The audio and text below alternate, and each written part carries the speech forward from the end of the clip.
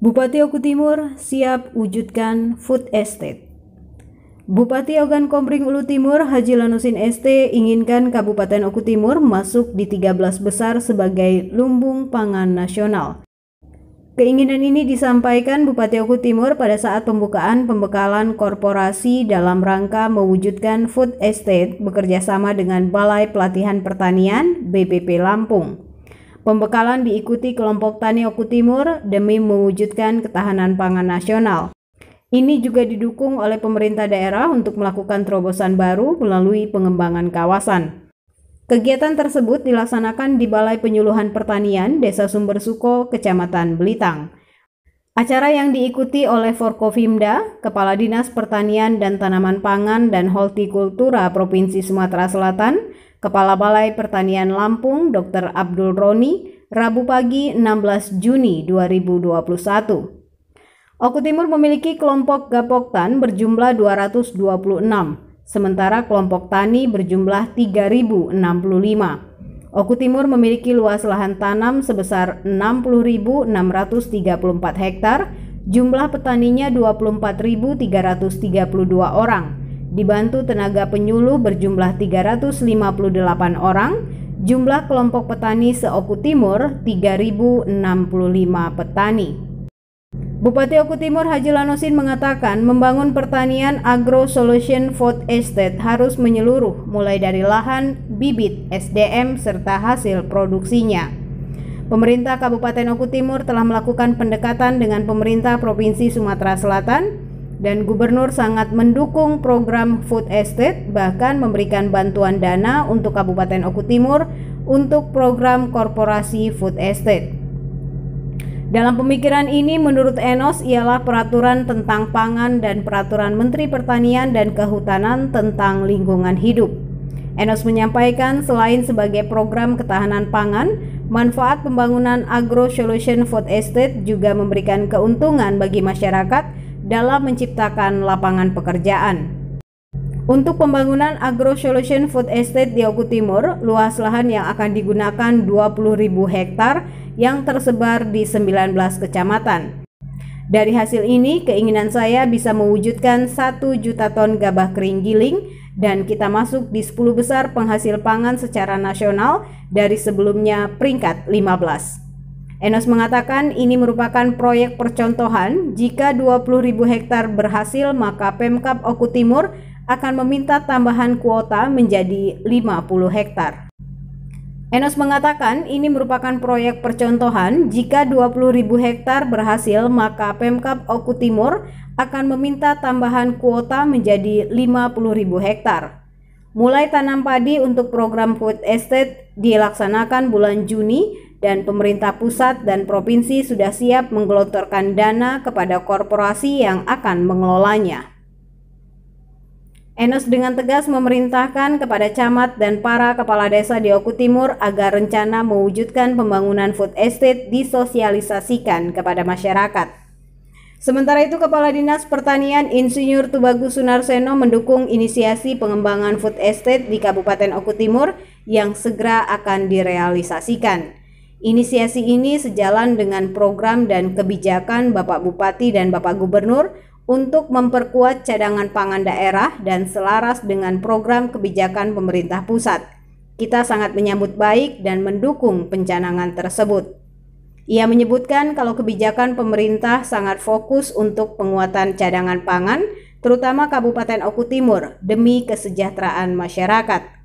Kabupaten Oku Timur harus memiliki cadangan pangan yang kuat, minimal bisa memenuhi kebutuhan daerahnya sendiri, bahkan tingkat nasional.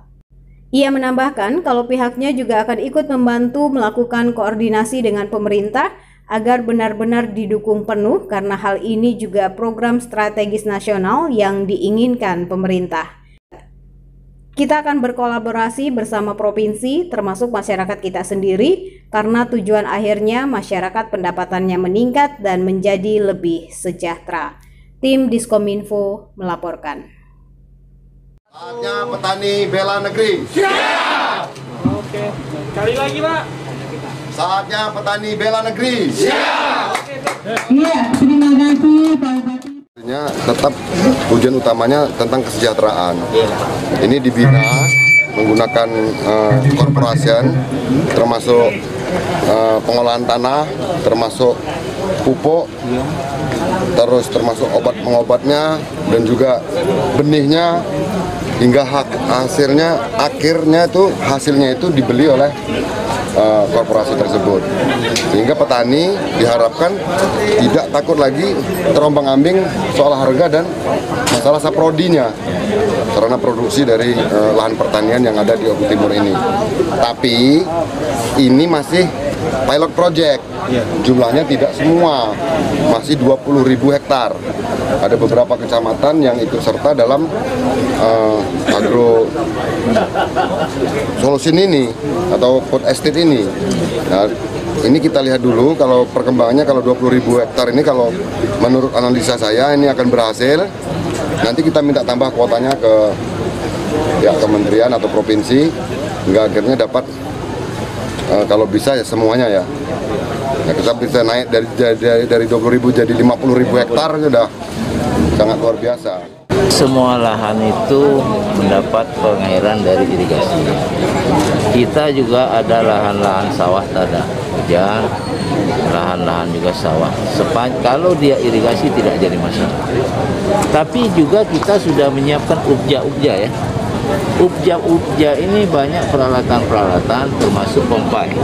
Pompa silahkan itu melalui ubja-ubjanya bagi masyarakat petani yang mereka kesulitan di dalam pengairannya. Yang penting ada sumber airnya, itu silakan. Jadi karena model sekarang bukan model sekarang ini harus segera transparan. Apapun kebutuhan pupuk tani itu melalui kelompoknya. Makanya kelompok itu jangan hanya kelompok saja, dia aktif.